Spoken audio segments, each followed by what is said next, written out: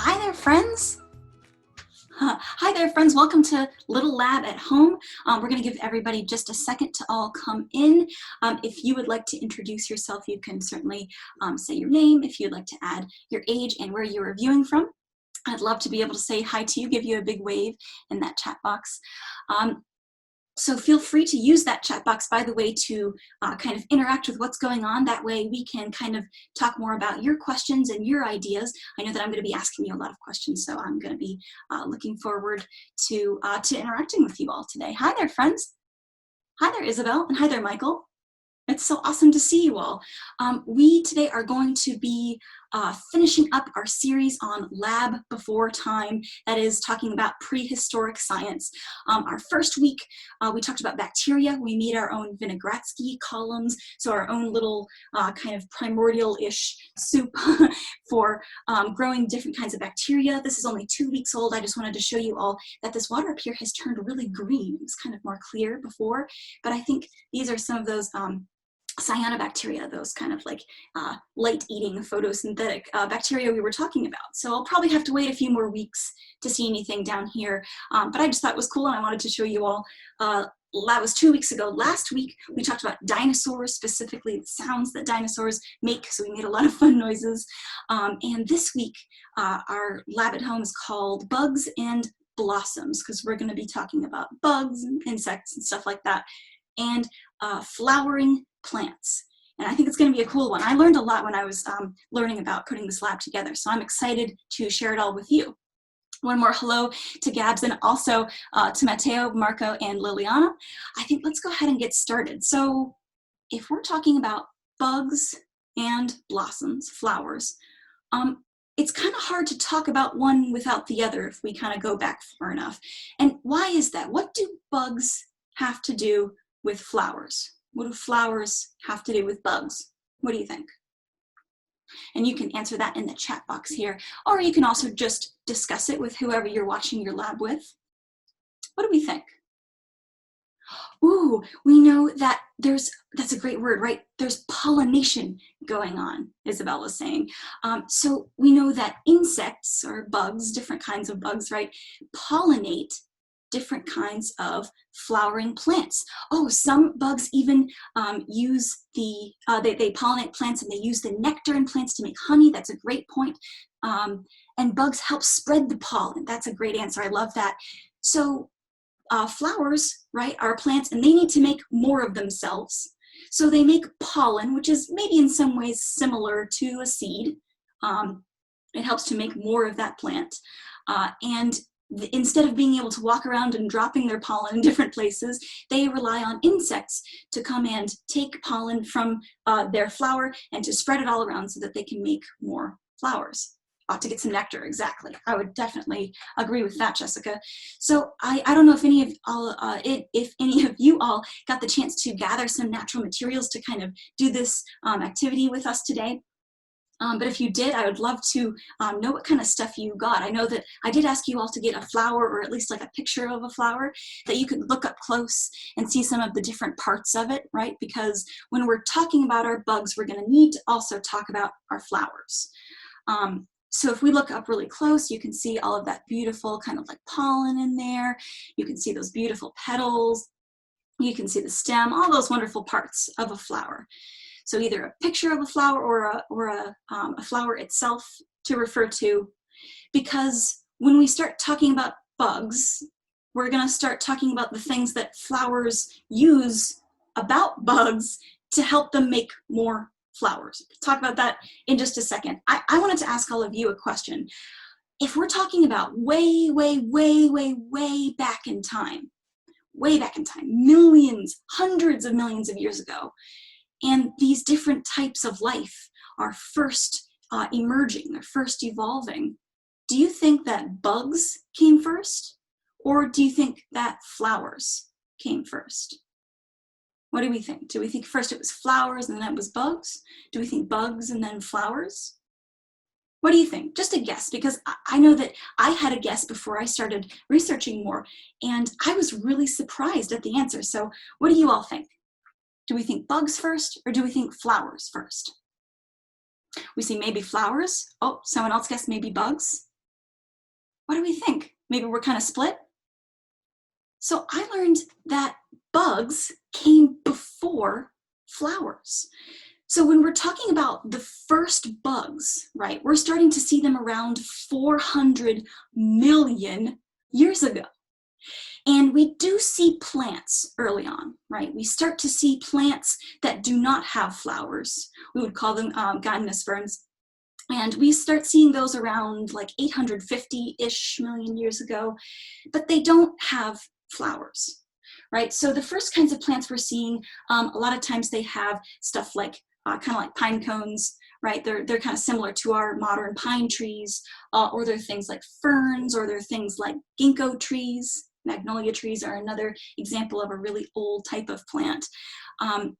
But they don't have flowers. We don't start to see flowers until the Cretaceous period. We don't start to see them flowers until we see dinosaurs. So 130-ish million years ago is when we start to see flowers. So in terms of the history of the Earth, flowers are not that old. But flowers needed insects in order to become flowers. So I thought we might kind of make our own insect and think about the things that flowers need insects to have. So I want to go ahead to my experiment cam right now. There we go, I'm here at my experiment cam because I want to get started building my insect. And if you have some different kinds of materials and would like to build with me, I'd love to hear what you are doing. I know that I gathered a lot of different natural materials. So I have some different sticks, I have some leaves, I've also got some acorn caps, I've also got some kind of birch paper. We'll see if maybe I can use some of that. Of course, I've got my flour, but I think I want to save that. And then I also have some clay, right? This is just like some Play-Doh, and I'm going to use that for the body of my insect, just because it's easy to stick things on it. So I have 3 different balls of clay, and your insect may look different, but I wanted to start with 3 different balls of Play-Doh because true insects, we would say, are like bugs that are true insects and not something like a moth or butterfly, not something like a spider. True insects have 3 different main body segments. They have a head, and they have a thorax, and they have an abdomen. So I thought I would have those 3 pieces, but they don't have to be round, right? I was thinking maybe I could roll my my head a little bit to be a little bit more pointy. I thought maybe I could have a slightly longer abdomen here. There we go. What do you think? So this is the body of my bug. What else do you think my bug needs? What do you think my bug needs to get around in the world? Or any parts you think I should add to my bug? I think that legs is a great idea, yes. I think that my bug needs to be able to move around. So legs, ooh, we have another really good recommendation. We're saying wings, we're saying eyes. Let's do those. These are great ideas. I'm gonna add legs. So true insects, again, the ones that have those 3 segments of their bodies, they have 6 legs, right? And different kinds of bugs, like if we're saying arachnids, spiders, they have like 8 legs. And if we're talking about something like a millipede, they have tons of legs. But if I'm saying mine's more of a true insect, it has 6. So I broke up some sticks into some little pieces here. Let's see, I have 1, 2, 3, 4, 5. Let me add 1 more. So I have 6 legs, and I'm just gonna stick them into my insect. So I'm gonna have 3 on each side. I think I'll have them coming out of the abdomen like this. Or rather, coming out of the thorax like this. This is the abdomen. So I have 3 on this side, and I'm gonna do 3 on the other side too. And now my beautiful insect has 6 legs. I think I'm gonna do one more thing so I can pick this insect up a little better. I'm gonna stick these segments together using a stick. So I'll kind of push that in there, push that together, that way I can lift it up. And then I'll attach the head like that. There we go. So now I can pick it up like that. So it has legs. We also had a suggestion for wings. And this is great because insects are the first creatures that we're going to be seeing flying in the air if we go back way, way, way back in time. The first organisms to take to the air. So let's add some wings. I think I'm going to use some of my leaves. I have some leaves here. And I found 2 different types of leaves near my apartment. I found some of these brown ones and I found some green ones. Some types of insects or some types of bugs have different, have like 2 wings, and some only have 1 set. I think I'm gonna do 2 sets of wings on my bug. I'm gonna put these small ones right here on its abdomen. This is starting to look like an insect to me. What do you think? So I've got the 1 pair of wings. I think I'm also going to add some big wings like this. So a lot of different types of insects, true insects, do have those 2 pairs of wings, although sometimes they can fold them into their body, like beetles. This one is not going to have a shell like a beetle, so its wings are just going to be out like that. But I think that looks pretty good. We had another recommendation for some eyes, and I wanted to use acorn caps as eyes. You could use anything you wanted, but the thing about an acorn cap is when I look at it closely, right, the little hat that goes on an acorn, I see kind of these little bumps on it.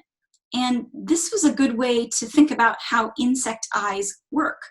A lot of insects have compound eyes, so they have a bunch of little eyes inside of their bigger eyes. So they're really good at seeing lots of things, even some things that humans can't see. A lot of insects can see different types of light, so they're really good at seeing.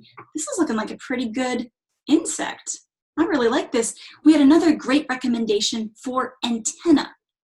Now, some antenna, I want them to be kind of wiggly, so I thought I could use the stem of one of my leaves. I have 1 here, but we want to have, let's have 2. So I'm going to take a leaf like this, and I'm going to get the stem out, and I'll show you how I do that. I'm going to pinch it really hard here, and I'm going to kind of pull it through my finger, like that. So I've got some 2 really long, really wiggly, flexible antennae. So I'm going to put those right on the head. And do we know what they use their antenna for? What do you think? What does a bug use its antenna for? Ooh, like feelers, to feel around. Yeah, I'm gonna make mine feel around a little bit. They can also use their antennas to smell. So that kind of gives us a clue about when flowers start coming onto the scene, right? We have insects that maybe look a little bit like this, and you could always add more to yours. There's plenty more cool things that insects have.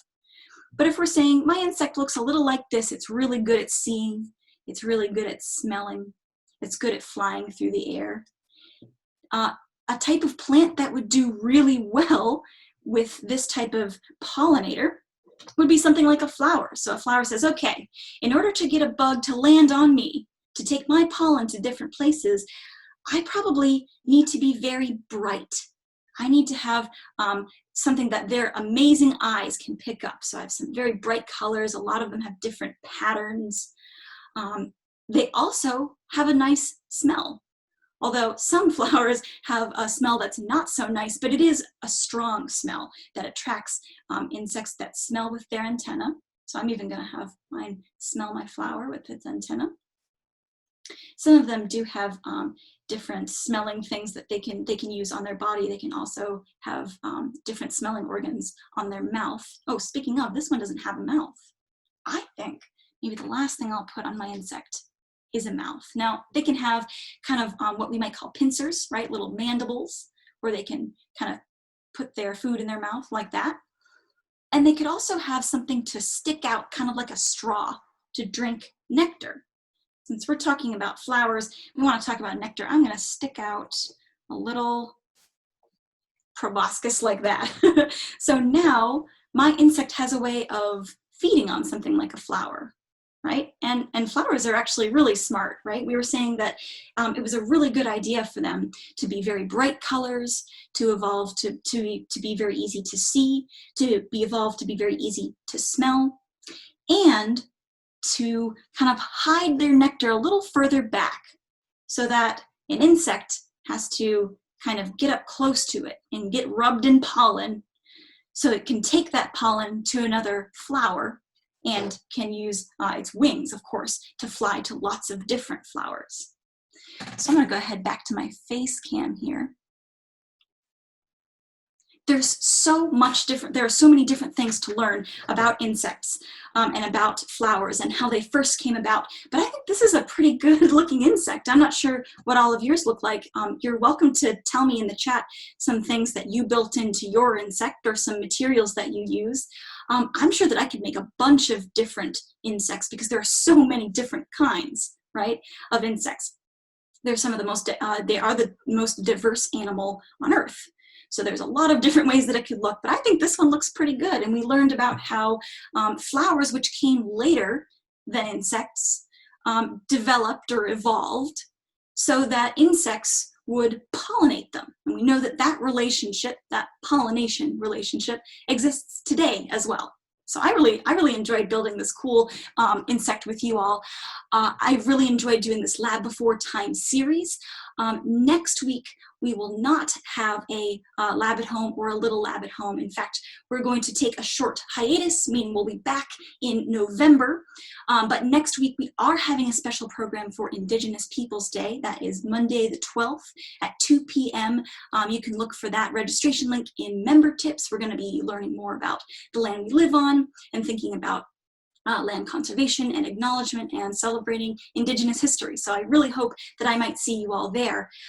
But in terms of Little Lab at Home and Lab at Home, we'll start that again in November. And I just wanted to acknowledge, it sounds like we have someone in the chat who mentioned their insect has eyes, legs, wings. Oh, and you did pincers, that's really cool. And then it does have 3 body segments as well. That's so awesome. I hope that even if you didn't build one along with me, you might consider building one a little bit later using natural materials or even stuff around your house. Thank you all so much for being here. I really enjoyed kind of having this cool conversation with you all and for you all to give me your cool questions and your cool answers. So thanks so much, everyone. I look forward to seeing you all hopefully on Monday. And in terms of for Little Lab at Home, I hope I will see you again in November. Thanks so much, friends. I'll see you later.